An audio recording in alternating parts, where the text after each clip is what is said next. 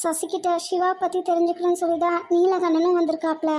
ஓ, நீலகண்டன் சிவாக்கு ஃப்ரெண்டுன்னு விக்கி சொன்னான்.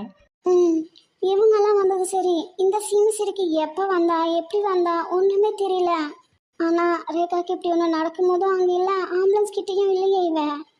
தெரியலையேம்மா, அதை பற்றியெல்லாம் நான் எதுவும் கேட்கவே இல்லை.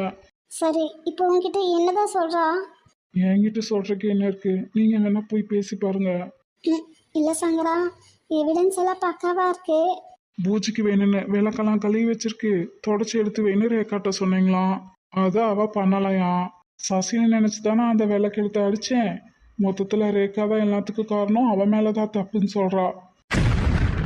பாத்தியா இவ பண்ற வேலைய? இவ எவ்வளவு பெரிய தில்லாலங்கடின்னு உனக்கு தெரியாது சங்கரா.